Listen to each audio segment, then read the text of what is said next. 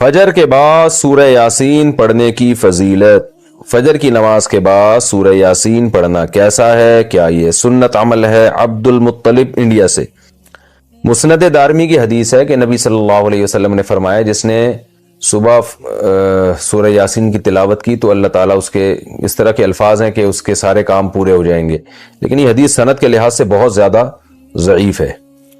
فجر کے بعد کون سے کام کریں؟ فجر کے بعد ایک مسلمان کی کیا روٹین ہونی چاہیے، اس پر روشنی ڈالیں۔ ابو حنین کراچی سے۔ دیکھیں حدیث سے تو یہ بات ثابت ہے کہ فجر کے بعد کا وقت ذکر اللہ کا وقت ہے۔ آپ صلی اللہ علیہ وسلم نے ارشاد فرمایا کہ جو شخص فجر کی نماز کے بعد اسی جگہ جہاں نماز پڑھی ہے بیٹھے بیٹھے اللہ کا ذکر کرتا ہے یہاں تک کہ جب سورج ایک نیزہ بلند ہو جاتا ہے، اشراق کا وقت داخل ہوتا ہے، 2 رکعت پڑھتا ہے تو اللہ اس کو ایک حج عمرے کا ثواب عطا فرماتے ہیں۔ تو بہت سارے اسلاف اسی پر عمل کرتے تھے کہ فجر کی نماز کے بعد اللہ کا ذکر کیا کرتے تھے۔ یہاں تک فقہا نے لکھا ہے کہ فجر کی نماز کے بعد تلاوت کرنے سے بہتر ہے ذکر کرنا۔ تو اگر کوئی اس طرح تسبیحات نہ کر سکے تو پھر تلاوت کر لے، کیونکہ بہرحال تلاوت بھی ایک طرح کا اللہ کا ذکر ہی ہے۔ تو یہ وقت جو ہے نا ذکر اذکار کا وقت ہے، سب سے بہتر ہے ذکر کرے، وہ نہیں تو پھر تلاوت کرے۔ تو لیکن واجب کچھ بھی نہیں ہے اس میں۔ تو اگر آپ فجر سے پہلے کر لیں ذکر، فجر سے پہلے کر لیں تلاوت تو بھی جائز ہے۔ تو شریعت میں آپ کو اس کا اختیار دیا ہے، لیکن فجر کے بعد سونا فوراً یہ بہرحال شریعت میں ناجائز حرام نہ بھی ہو لیکن ناپسندیدہ ہے۔ بہت سارے اسلاف سے اس کی کراہت منقول ہے۔ تو اگر کوئی مجبور ہو تو ایک الگ بات ہے، جیسے کسی کو رات کو نیند ہی نہ آئی ہو اور اس نے صبح 8 بجے کہیں جانا ہے، اب وہ اگر فجر کے بعد نہیں سوئے گا تو وہ آگے نیند پوری نہیں ہوگی، مسائل کھڑے ہوں گے، تو وہ الگ بات ہے، وہ سو جائے۔ لیکن نارملی فجر کے بعد سونے کا معمول بنا لینا یا بلا ضرورت یہ کام کرنا شریعت میں پسندیدہ نہیں ہے۔ بہت سارے اسلاف نے اس کو ناپسند کیا ہے کیونکہ مبارک وقت ہے، اللہ اللہ کرنے کا وقت ہے۔ کچھ نہیں آپ کرتے، ایکسرسائز کر لیں اس وقت، صبح واک کر لیں جا کے، اچھی ہوا ہے، تازہ ہوا ملے گی آپ کو، جاگنگ کر لیں اس وقت جا کے، پورا دن آپ کا اچھا گزرے گا۔ تو یہ اس قسم کی ایکٹیویٹیز کرنی چاہیے۔ اور دوسری بات نبی صلی اللہ علیہ وسلم نے فرمایا بورک لامتی فی بکورہا، اللہ تعالیٰ نے میری امت کے کاموں میں برکت رکھی ہے صبح کے وقتوں میں۔ تو جتنے بھی کام جو صبح کے وقت میں کیے جائیں اس میں اللہ نے برکت بہت رکھی ہے۔ تو اس میں ایکسرسائز بھی کی جا سکتی ہے، اس میں پڑھا بھی جا سکتا ہے، کاروبار بھی کیا جا سکتا ہے۔ لوگ کہتے ہیں ہم اس وقت کاروبار کیسے کریں، دکانیں بند ہوتی ہیں، تو بھائی کاروبار کی پلاننگ کر رہے ہیں اس وقت بیٹھ کے آپ، ٹھیک ہے، دکان نہ کھولیں، کوئی ہے ہی نہیں کسٹمر آپ کو کراچی میں، تو آپ صبح اگر بیٹھیں گے دکان کھول کے ایک بندہ بھی نہیں ملے گا۔ لیکن ہمارے ایک دوست نے ایسا کیا، دوست تو نہیں جاننے والے تھے، انہوں نے کیا کیا، انہوں نے کہا کہ میں فجر کے بعد دکان کھولوں گا، تو اعلان کر دیا کہ جو کسٹمر فجر کے بعد آئے گا خصوصی ڈسکاؤنٹ ہوگا ان کے ساتھ۔ تو اس میں لوگ اس بہانے جلدی جلدی جانے لگے، تو وہ ان کا اتنا رش ہو گیا کہ ان کا اس طرح سے کاروبار میں جو نقصان ہو سکتا تھا اس کی تلافی اس طرح سے ہو گئی۔ تو بہت سارے طریقے، انسان جب کھوپڑی استعمال کرتا ہے تو طریقے سامنے آتے ہیں، اور کھوپڑی استعمال بھی فجر کے بعد بہت اچھے طریقے سے ہو جاتی ہے۔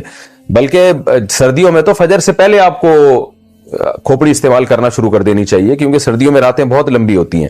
تو یہ وقت جو ہے نا انسان کا دماغ بہت فریش ہوتا ہے اور اس وقت بہت اچھا سوچ سکتا ہے، پلاننگ بہت اچھی کر سکتا ہے۔ تو یہ کام فجر کے بعد یا فجر سے پہلے یا فجر کے بعد یہ کام کرنے چاہیے۔ سورہ یاسین بہت اہم سورت ہے، اس میں اللہ تعالیٰ نے واقعات بھی بیان کیے، اپنی قدرت کی باتیں بھی بیان کی، اور موت کے بعد دوبارہ زندگی پر جو اعتراضات ہوتے ہیں اس کو بھی اللہ نے بیان کیا۔ قرآن الحم سے لے کے والناس تک ایک ہی بات سمجھاتا ہے، ہم آزاد نہیں ہیں، ہم کسی کے غلام ہیں۔ اچھا، اس دعوے میں جو سب سے بڑی رکاوٹ بنتی ہے نا، جو چیز اس بات کو سمجھنے میں، وہ یہ بنتی ہے کہ اگر کامیابی اس کا نام ہے کہ اللہ کی غلامی اختیار کی جائے، تو پھر وہ لوگ جو کافر ہیں، وہ غیر مسلم ہیں، وہ جو مانتے ہی نہیں اللہ کو، ان کی اتنی ترقی کیوں ہے؟ دیکھنے میں کامیاب کون لگتا ہے؟ وہ لوگ لگتے ہیں۔ قرآن ان مضامین کو بار بار دہراتا رہتا ہے، سورہ یاسین میں بھی اللہ نے دہرایا ہے کہ اس ظاہری ترقی سے، اس ظاہری چمک دھمک سے، اس ظاہری تعیش اور عیش پرستی سے دھوکہ مت کھاؤ۔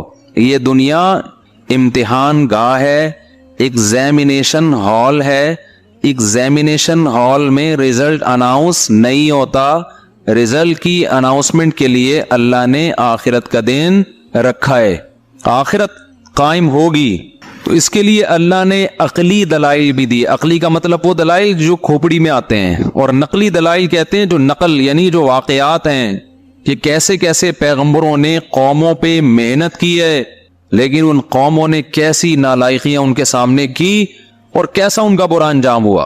تو ہم یہاں سے شروع کرتے ہیں. اللہ نے فرمایا وَاضْرِبْ لَهُمْ مَثَلًا أَصْحَابَ الْقَرْيَةِ، اے نبی آپ ان کو ایک بستی والوں کا واقعہ سنائیں. یہ حضرت عیسیٰ علیہ السلام کے دور کے قریب کی کوئی بستی ہے.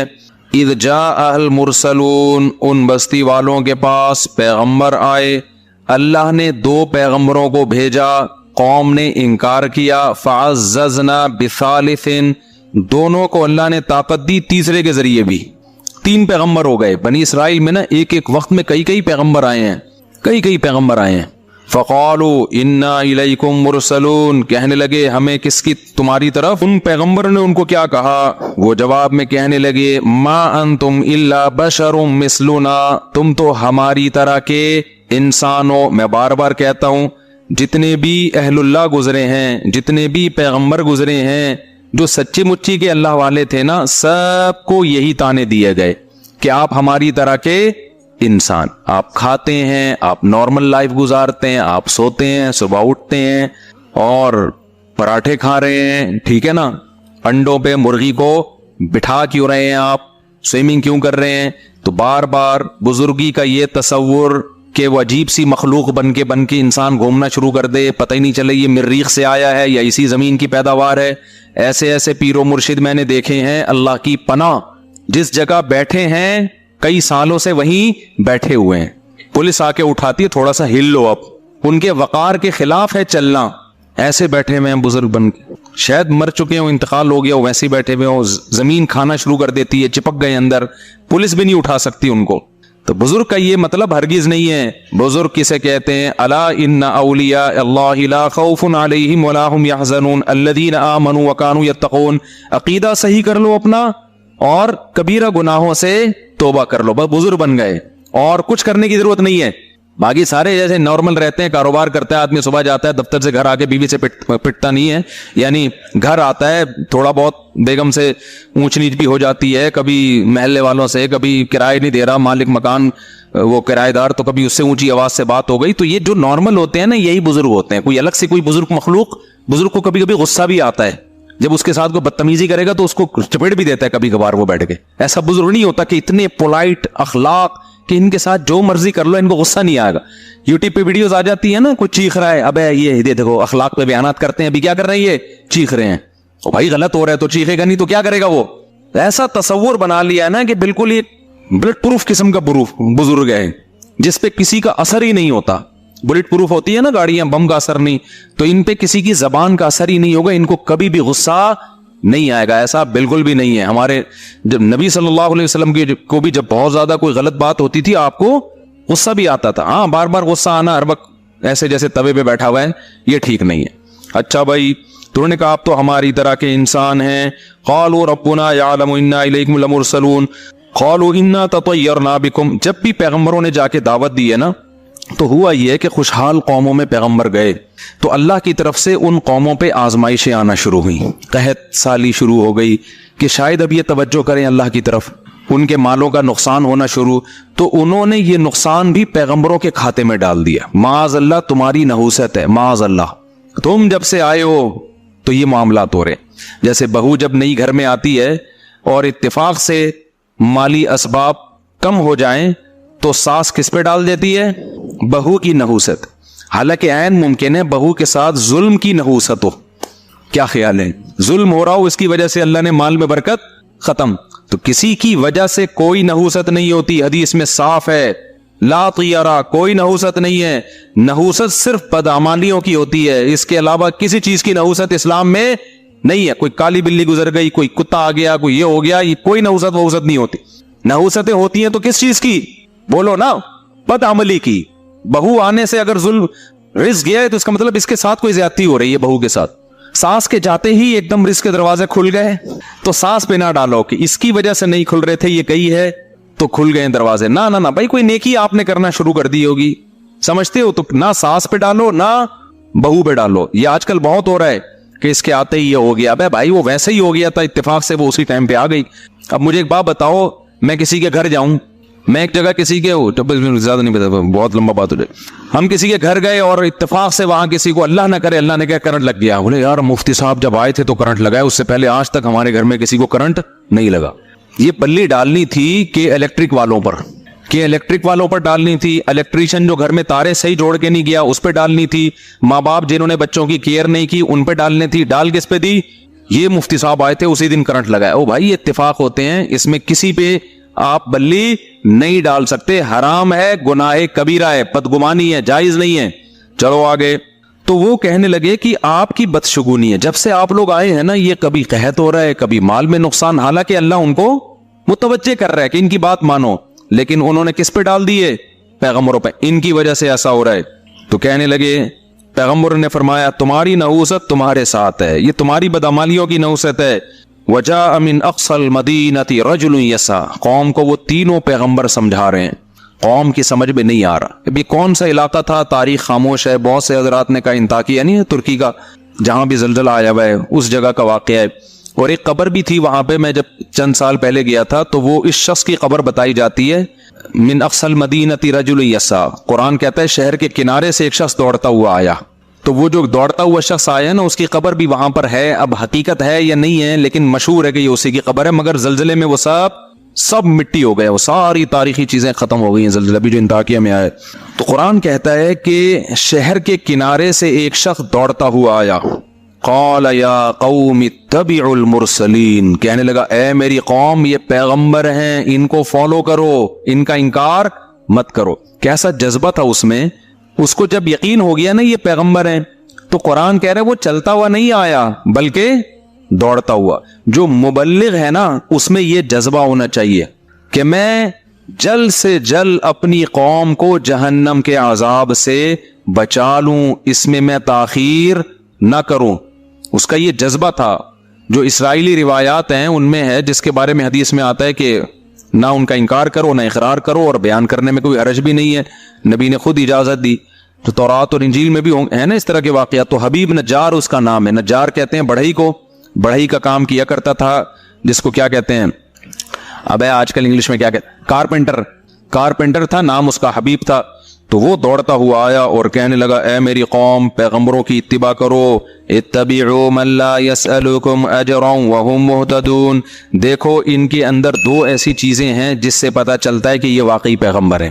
نمبر ایک، ان کی باتیں بالکل ٹھیک ہیں، یہ توحید کی دعوت دے رہے ہیں، زنا سے بچنے کی دعوت دے رہے ہیں، شراب سے بچنے کی دعوت دے رہے ہیں۔ اچھا ایک اور اہم پوائنٹ، بعض دفعہ باتیں تو ٹھیک ہوتی ہیں لیکن میں بار بار ایک بیان میں کہتا ہوں نا، بیان میں ایک بات کہ بات ٹھیک ہوتی ہے لیکن اصل مقصد اپنا منجن بیچنا ہوتا ہے کہ نہیں ہوتا؟ جیسے بس والا جب بس میں چڑھتا ہے، بس میں جب آپ سفر کرتے ہیں، ایک بندہ چڑھتا تھا، ہمیں اب پتہ نہیں چڑھتے ہیں کہ نہیں چڑھتے، پہلے زمانے میں وہ پہلے نماز کی ترغیب دے گا، درود و سلام کا نذرانہ پیش کرے گا، پھر وغیرہ وغیرہ بہت ساری، آخر میں چندہ مانگنا شروع، یا پھر اپنی وہ ٹافی بیچنا کہ گلے کو صاف کرتی ہے، پھیپڑوں کو آرام پہنچاتی ہے، 5 روپے کی ٹافی ہے اور ٹی بی ختم کر دے گی، پھیپڑوں کا کینسر ختم کر دے گی۔ تو قیمت صرف کیا ہے؟ تو وہ لوگ بھی شروع میں وہ درود بھی پڑھ رہا ہوتا ہے، نماز روزے کی ترغیب بھی، باتیں ساری صحیح کر رہا ہے، لیکن مقصد کیا ہوتا ہے اس کا؟ اپنا منجن۔ تو بعض دفعہ مذہب کا لیبل لگایا جاتا ہے، باتیں ساری صحیح ہوتی ہے لیکن پیچھے کیا ہوتا ہے؟ آپ کا مفاد، ریاست چاہیے یا پیسہ چاہیے ہوتا ہے۔ تو کتنا عقل مند تھا وہ شخص جو پڑھائی کا کام کرتا تھا، لیکن اس نے کہا ہے میری قوم یہ 2 صفات ان میں ایسی ہیں جن سے صاف پتہ چلتا ہے کہ یہ سچے لوگ ہیں، یہ جھوٹے نہیں ہیں۔ نمبر 1، یہ تم سے کوئی اجر کا مطالبہ نہیں کر رہے، اس دعوت میں ان کا دنیا کا کوئی فائدہ نہیں ہے بلکہ پوری قوم کی مخالفت۔ اس سے پہلے قرآن میں ہے کہ انہوں نے کہا کہ ہم آپ کو پتھروں سے مار کے ہلاک کر دیں گے، یہ دھمکیاں مل رہی تھی ان پیغمبروں کو، رجم کریں گے۔ سمجھ رہے ہو کہ نہیں سمجھ رہے؟ یعنی ایسے ہی قتل نہیں کریں گے، زمین میں گاڑ کے پتھروں سے مار کے ہلاک کر دیں گے اگر دعوت سے پیچھے نہیں ہٹے، اور وہ پھر بھی اپنی دعوت سے پیچھے نہیں ہٹے۔ تو اس شخص نے کہا کہ دیکھو اتنی بڑی موت کی دھمکی، اور وہ دھمکی پر غالب بھی ہے کہ یہ عمل کریں گے کیونکہ قوم زیادہ ہے، یہ کتنے، یہ تو تھوڑے سے ہیں۔ اتنی بڑی دھمکی، نہ ان کا پیسوں کا مفاد، نہ ان کو عہدہ چاہیے، نہ ریاست چاہیے، اور وَهُمْ مُهْتَدُونَ، اور بات بھی ان کی کیا ہے؟ درست ہے، خود بھی پھر اس پر خود بھی عمل کر رہے ہیں۔ تو ایسے لوگوں کی اتباع کیوں نہیں کرتے؟ سمجھ میں آ رہی ہے کہ نہیں آ رہی ہے؟ آج کے حالات میں ان آیتوں کو اپنے اوپر منطبق کریں۔ علماء آپ سے کیا کہتے ہیں بھائی کہ نماز پڑھو اور ہمیں 50 रुपए दिया करो हर नमाज के। क्या हो गया मेरे भाई, 50 रुपए दिया करो। उलमा ये कहते हैं कि रोजा रखो और हर मौलवी को एक रोजे के 100 रुपए। कोई फायदा है आपके रोजा रखने से मौलवी साहब को या उलमा को कोई फायदा है? तबलीग वाले कहते हैं सर रोजे के लिए निकलो, तो क्या मतलब, जब निकलोगे तो गोश्त सस्ता हो जाएगा तबलीग वालों का, ये टमाटर सस्ते हो जाएंगे इससे? कोई अपना कोई कुछ भी नहीं। वो कहते हैं अपना पैसा लगाओ, हम भी अपना पैसा लगा के ही आए हैं आपके घर में दावत देने के लिए। तो भाई उलमा का कोई फायदा नहीं है। आप शराब छोड़ दो, आप जिना छोड़ दो, औरतें पर्दा कर लें, आप रमजान के रोजे रख लो, आप हज फर्ज हो जाए तो हज कर लो, आप दाढ़ी रख लो। उलमा का इसमें कोई फायदा नहीं है, तो फिर क्यों फॉलो ना किया जाए? तो शख्स ने आगे कहा वमा ली अला अअबुदुल्लज़ी फतरनी, मुझे क्या हो गया कि मैं उस खुदा की इबादत ना करूं जिसने मुझे पैदा किया। ये पैगंबर अपनी इबादत पे थोड़ी हमें लेकर आ रहे हैं। एक एक लफ्ज जो है ना समझने का है इस सूरह यासीन का।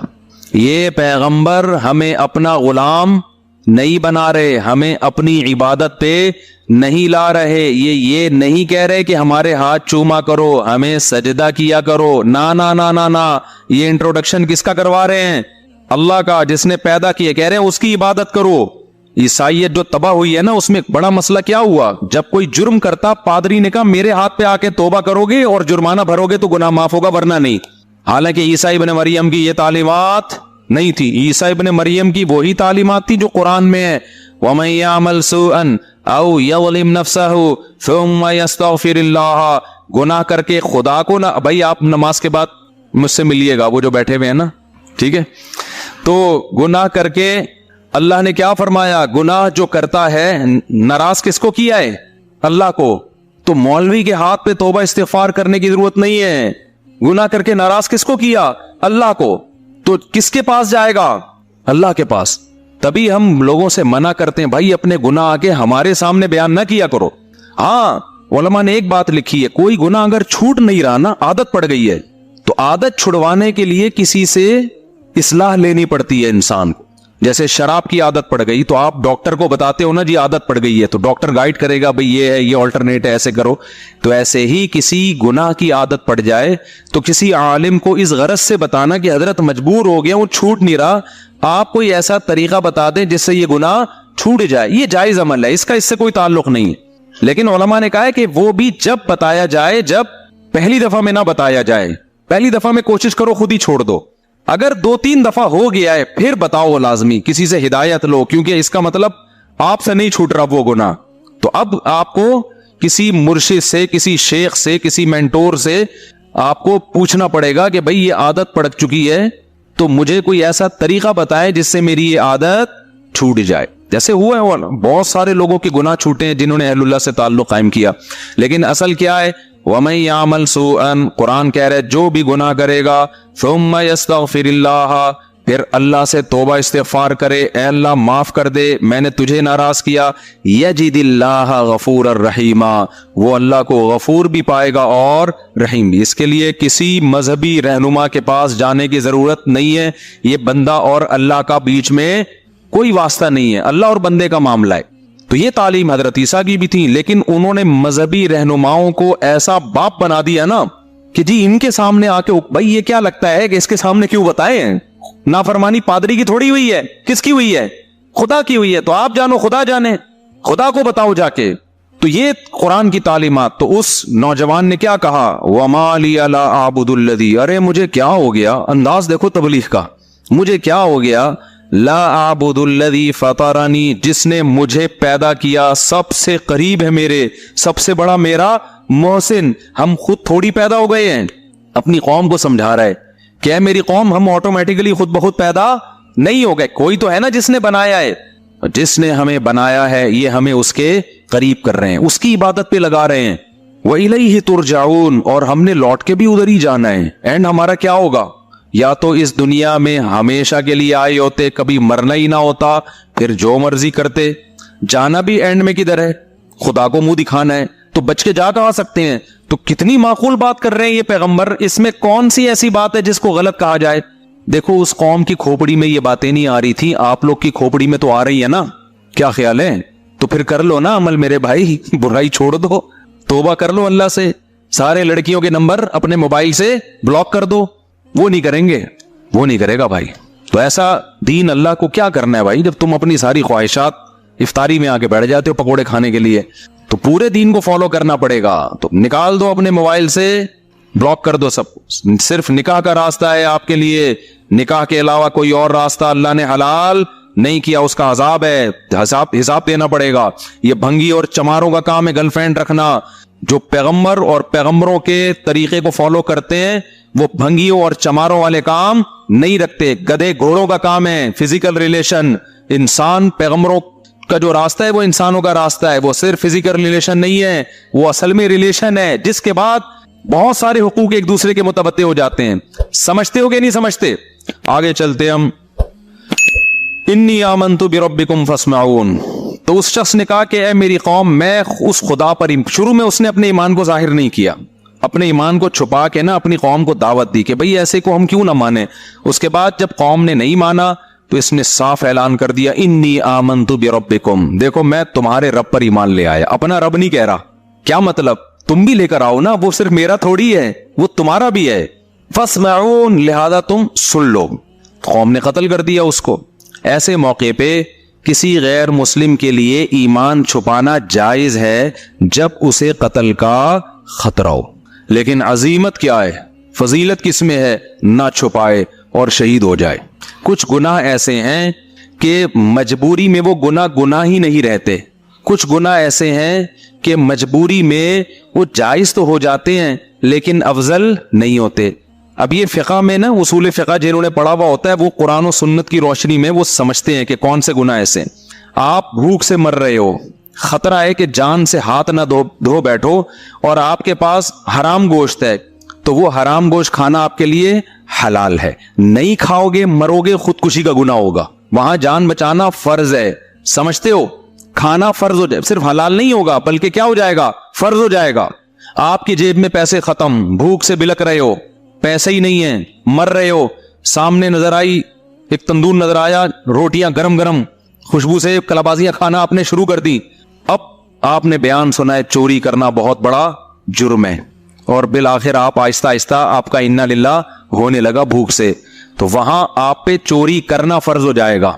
ڈکیتیاں نہ کرنا شروع کر دیں کہ کل سے بے روزگاری میں بندوقیں لے کے ٹھیک ہے, اتنی چوری کہ جس سے موت سے بچ جائے. تو یہ صرف جائز نہیں ہو جائے گا چوری کرنا, بلکہ یہاں چوری کرنا آپ پر واجب ہو جائے گا. شریعت کہے گی بھائی تو جان بچا, اگر تیرے پاس پیسے نہیں ہے کسی طرح جا تندور پہ کسی طرح لڑ کے روٹی لے کے کھا لے, جان بچ جائے گی. پھر کیا ہوگا جب بچ جائے گی؟ پھر کوشش کر اب اس کے پیسے کیسے ادا کرنے میں, معاف نہیں ہوں گے وہ پیسے. اس کو بول دے بھائی میں مر رہا تھا, میں نے کھا لیا, جو اکھاڑنا ہے اکھاڑ لیں, ٹھیک ہے نا. باقی یہ کہ معاف کر دے تو اچھا ہے, نہیں تو پھر میں مزدوری کروں گا, جب پیسے ویسے ہوں گے تو میں نے ڈائری میں نوٹ کر لیا, یا میں نے دماغ میں نوٹ کر لیا کہ اتنے پیسے میں نے تجھے دینے, وہ پیسے اس کے اوپر واجب ہو جائیں گے. لیکن ایسے موقع پہ چوری کرنا کیا ہو جائے گا؟ فرض. لیکن رمضان کا روزہ اگر کوئی آپ سے کہتا ہے توڑ دو, بندوق رکھ دی, تو علماء نے فقہاء بیان کرتے ہیں کہ توڑنا جائز تو ہے, لیکن اگر نہیں توڑو گے, ڈٹ جاؤ گے, تو شہادت کا ثواب ملے گا. سمجھتے ہو گے نہیں سمجھتے؟ اب یہ مسائل میں باریک فرق ہے, اسی کے لیے علم حاصل کیا جاتا ہے. جن کے پاس نالج نہیں ہوتی, پراپر وے میں علم حاصل نہیں کیا, وہ سب مسائل کو آپس میں کیا کر دیتے ہیں؟ گڑمٹ. اسی طرح یاد رکھو کہ اگر کسی نے آپ کو گن پوائنٹ پہ بولا کہ کافر بن جاؤ, کلمہ کفر زبان سے بولو میں ہندو ہوں, بولو میں عیسائی ہوں, اسلام چھوڑ دو, تو جان بچانے کے لیے اسلام چھوڑنا ایسے موقع پہ اوپر سے, دل سے نہیں, صرف زبان سے کلمہ کفر کہنا کیا ہو جائے گا؟ جائز. ایسے موقع پہ گناہ نہیں ملے گا. لیکن آپ اگر ڈٹ گئے, نہیں بھائی میں لا الہ الا اللہ کا قائل ہوں, میں اپنے آپ کو ہندو کسی قیمت پہ نہیں کہوں گا, میں عیسائی نہیں کہوں گا, میں توحید پرست مسلمان ہوں, جو اکھاڑنے اکھاڑ لے, اور اس نے مار دیا, تو خودکشی کا گناہ نہیں ہوگا, بلکہ کیا ہوگا؟ بہت بڑی شہادت. اس کو کہتے ہیں عزیمت. عزیمت یہی ہے کہ ڈٹ جائے. تو اسی طرح کوئی ہندو مسلمان ہوتا ہے, عیسائی مسلمان ہوتا ہے, اس کو خطرہ ہے بہت زیادہ ماریں گے, قتل کر دیں گے, تو اس کے لیے جائز ہے کہ زبان سے اقرار نہ کرے, دل میں مسلمان ہو جائے. اللہ بخشیں گے قیامت کے دن اس کو, ایمان والوں میں شامل کریں گے. لیکن اگر وہ ڈر جاتا ہے کہ نہیں بھائی مجھے مار دو, میں شہادت کے لیے تیار ہوں, تو یہ بہت بڑی شہادت ہے, اس میں بہت بڑا اجر ملے گا, جیسے کہ اس کو ملا. یہ ڈٹ گیا. ڈٹنے سے فائدہ ہوتا ہے کہ موٹیویشن بہت ملتی ہے سامنے والے کو, یار ایسا مضبوط, تو کچھ ہوگا نا اس میں، جان ہوگی اس مذہب میں، تبھی تو ڈٹ گیا ہے. تو وہ جو نجار تھا نا وہ بھی ڈٹ گیا. جب قوم پیغمبروں کو دھمکیاں دے رہی تھی ہم پتھروں سے مار کے ہلاک کریں گے، تو اس کو تو زیادہ دھمکیاں دیں گے، تو ہماری قوم کا آدمی ہے بھائی، تو ادھر کیسے چلا گیا؟ تو اس نے کہا انی آمنت بربکم فاسمعون، میں رب پہ ایمان لے آیا ہوں. جیسے حضرت عمر ڈر گئے تھے نا نبی کے دور میں، جب مکہ میں لوگ مسلمان ہو رہے تھے تو چھپ کے مسلمان ہوتے تھے کیونکہ بہت زیادہ خطرات تھے، بہت ظلم ہوتا تھا جو مسلمان ہو جاتے. حضرت عمر جب مسلمان ہوئے نا تو مسجد حرام میں جا کے اعلان کر دیا کہ میں کیا ہو گیا ہوں، مسلمان ہو گیا ہوں، ایسی کی تیسی، جو اکھاڑنا ہے آ کے اکھاڑ. بلکہ بولا کہ جس کو اپنی بیوی کو بیوہ کروانا ہے تشریف لا سکتا ہے وہ. یعنی الٹا ان کو دھمکیاں دینا شروع کر دی. جس کو اپنے بچے یتیم کروانے کا شوق ہے مارکیٹ میں آ جائے، میں ہو گیا ہوں مسلمان، آ جائے، ٹھیک ہے نا. اور جس کو شوق ہے کہ بیوی بیوہ ہو جائے تو وہ بھی مجھے آ کے روک سکتا ہے. ہم یہی نماز پڑھے گا. تو یہ طاقت تھی، تبھی تو نبی نے دعا مانگی تھی، اے اللہ ابو جہل کے ذریعے اسلام کو طاقت دے یا عمر بن خطاب کے ذریعے. اللہ کو عمر بن خطاب پسند تھے تو اللہ نے کس کے ذریعے طاقت دے دی؟ عمر بن خطاب. اور ایسی پھر حکومت قائم کی ہے 22 لاکھ مربع میل پر. حضرت عمر کے دور میں کوئی سیاسی اختلاف بھی نہیں ہوا ہے، خاندانی حکومت ہوئی ہے. کس کے دور میں؟ عمر کے دور میں. کوئی سر اٹھا کے اور حضرت عمر کس قدر اللہ کا خوف تھا. دیکھو بیماری میں جب شہادت کا وقت تھا نا، اس وقت ایک نوجوان عیادت کے لیے آیا، اس کا ازار ٹخنوں سے نیچے تھا، جانے لگا تو حضرت عمر نے اس وقت بلایا، بولے اس ازار کو کیا کرو، اوپر کرو. اس وقت بھی نہیں علی المنکر چھوڑا نہیں ہے کہ جو موقع ملا تبلیغ کا وہ کر دو. تو یہ لوگ تھے جو اللہ کی رضا میں فنا ہو چکے تھے. چلو ہم آگے چلتے ہیں. تو اس نے کہا بھائی انی آمنت بربکم فاسمعون، میں ایمان لے آیا. آگے قرآن کی بلاغت ہے. قیل ادخل الجنہ، اللہ کہتے ہیں ہم نے کہا داخل ہو جا جنت. حالانکہ قرآن کو یوں بیان کرنا چاہیے تھا کہ وہ ایمان لے آیا، لوگوں نے پکڑا، اس کو دھمکیاں دی، اس نے کہا نہیں میں اپنے دین پہ قائم رہوں گا. لوگوں نے قتل کر دیا، جب قتل کر دیا تو اس کو قبر میں رکھا گیا. پھر جب قبر میں رکھا گیا تو حساب و کتاب ہوا، پھر حساب و کتاب میں پاس ہو گیا. جب پاس ہو گیا تو اللہ نے کہا چل اس قبر کو ہم تیرے لیے کیا بنا دیتے ہیں، جنت، اور جنت میں داخل ہو جا. سمجھ میں آ رہی ہے بات؟ قرآن سارے واقعات کو بیچ میں کیا کرتا ہے؟ حذف کر دی قرآن نے سارے واقعات. کیوں؟ جب اس نے کہا نا آمنت بربکم فاسمعون، اے لوگوں میں ایمان لے آیا، قرآن کہتا ہے جنت میں داخل. کیا مطلب؟ فوراً شہید کر دیا گیا اور ادھر آنکھ بند ہوئی ہے، ادھر جنت کے دروازے اس کے لیے کھل گئے. اس سے پتا چلا کہ ادھر اور ادھر میں زیادہ ڈسٹینس نیک لوگوں کے لیے زیادہ ڈسٹینس نہیں ہے. اب سوال پیدا ہوتا ہے بھئی حساب تو ہوتا ہے نا. دیکھو یہاں جنت سے مراد وہ جنت نہیں ہے جو آخرت میں ملے گی، کیونکہ آخرت تو ابھی قائم ہی نہیں ہوئی نا. بھئی کیا ہو گیا، ابھی پاگل بیٹھا ہوں سمجھ میں آ رہی ہے بات؟ وہ جنت نہیں ہے، کیونکہ قیلا کا مطلب اس سے کہہ دیا گیا کہ جنت میں داخل ہو جا، حالانکہ ابھی داخل ہوا نہیں ہے. اور آگے اس کے جو الفاظ تھے وہ بھی قرآن بیان کر رہا ہے کہ جیسے ہی اس کو حکم ہوا جنت میں داخل ہو جا، اس نے کیا کہا؟ اس نے کہا کہ یا لیت قومی یعلمون، آئے کاش میری قوم یہ منظر اپنی آنکھوں سے دیکھ لے. بما غفر لی ربی، میرے رب نے میری خطاؤں کو کیسا معاف کیا. وجعلنی من المکرمین، اور کیسا مجھے پروٹوکول مل رہا ہے یہاں پہ. تھوڑا سا فاصلہ آنکھ کھلنے اور آنکھ بند ہونے کا، کاش اس جہان میں میری قوم جھانک کے دیکھ لے. اس کو بھی افسوس ہو رہا تھا نا، خیر خواہی اتنی تھی. دیکھو قوم نے قتل بھی کر دیا نا، تو بھی یہ نہیں کہہ رہا قتل ہونے کے بعد اللہ کرے یہ بھی مریں، بلکہ کہہ رہے ان بے وقوفوں کو کتنی بڑی خیر سے محروم ہو رہے ہیں. ان کو نہیں پتا کہ انہوں نے مجھے قتل کر کے کیسے خوبصورت جنت میں داخلے کا ذریعہ بن گیا. اور یہ کاش آنکھ بند ہو اور یہ دیکھ لیں گے تو ایسا کبھی بھی نہیں کریں گے. لیکن اللہ اپنے اصولوں پہ کتنا مضبوط ہے، اللہ اس سے پردے نہیں اٹھاتا. اللہ کہتے ہیں آنکھ بند ہوئی تو پھر نہیں ہوگا. آنکھ جب تک کھلی ہوئی ہے نا اس وقت تک توبہ کا دروازہ کھلا ہوا ہے. آنکھ بند ہوئی یا بند ہونے کے قریب ہو گئی، آدھی کھلی ہوئی آدھی بند ہے، تب بھی توبہ کا دروازہ کیا ہے. کیونکہ جب مرنے لگتا ہے نا انسان تو آدھا برزخ میں ہوتا ہے، آدھا کہاں ہوتا ہے؟ اس دنیا میں ہوتا ہے. دیکھو جب ہم سوتے ہیں ایک کیفیت ہوتی ہے، پورا عالم خواب میں ہوتے ہیں. ایک وہ کیفیت ہوتی ہے اس میں ہمیں اس دنیا کا کچھ بھی پتا نہیں ہوتا.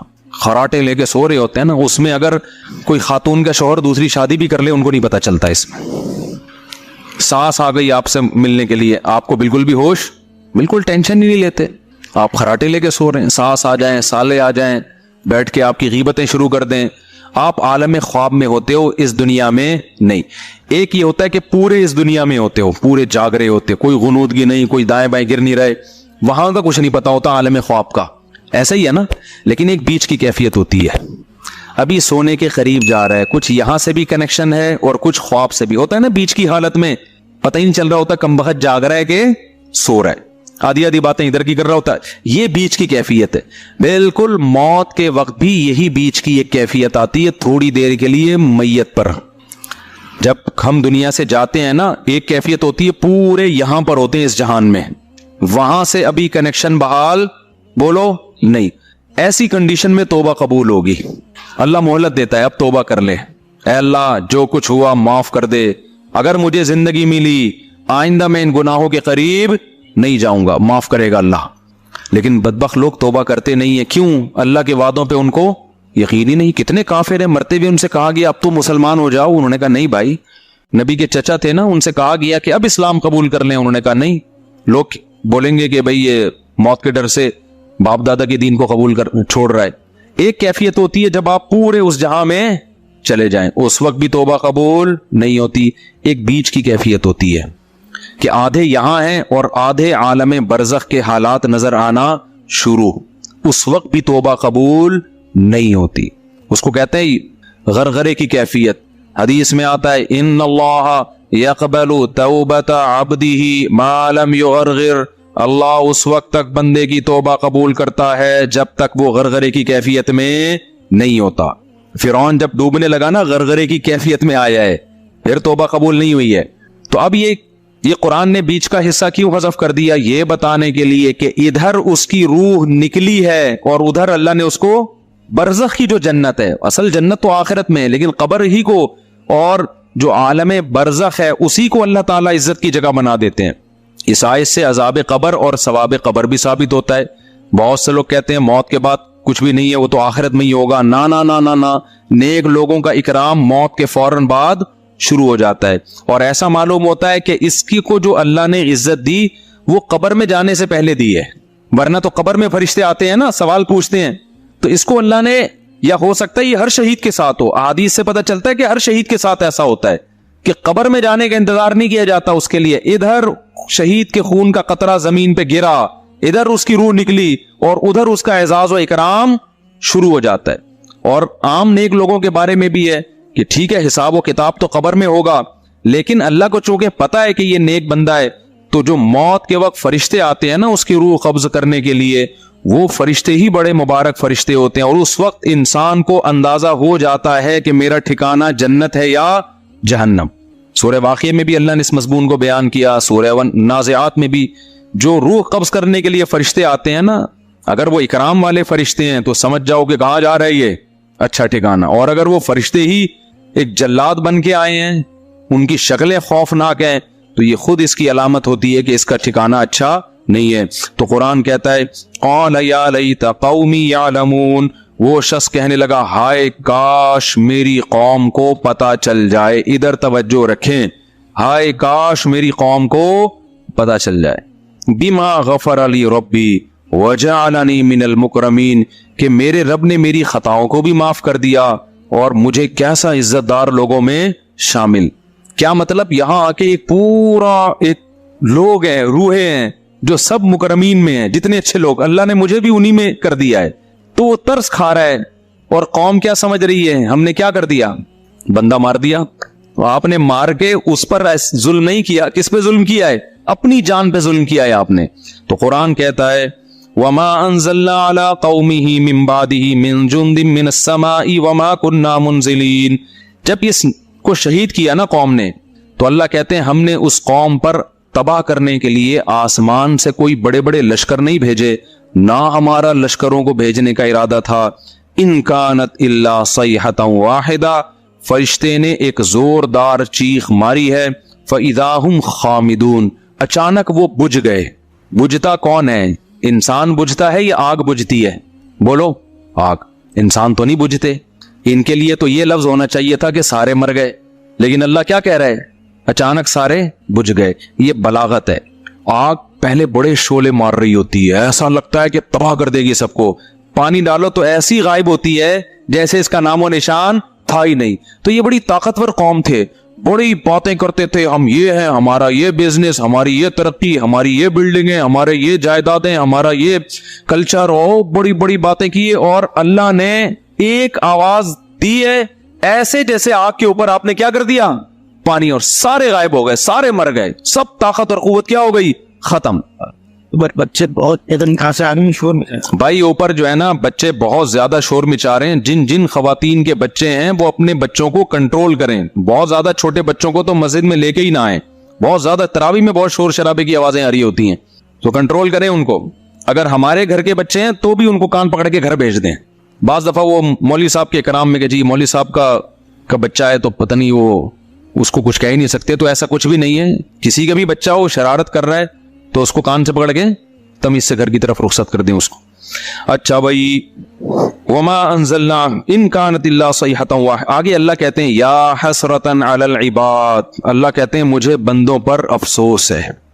یعنی اللہ کو بھی عذاب دے کے خوشی نہیں ہوئی ہے, اچھا نہیں لگا کہ میں نے سب کو مار دیا. اللہ کہتے ہیں مجھے کیا ہے, افسوس ہے بندوں پر.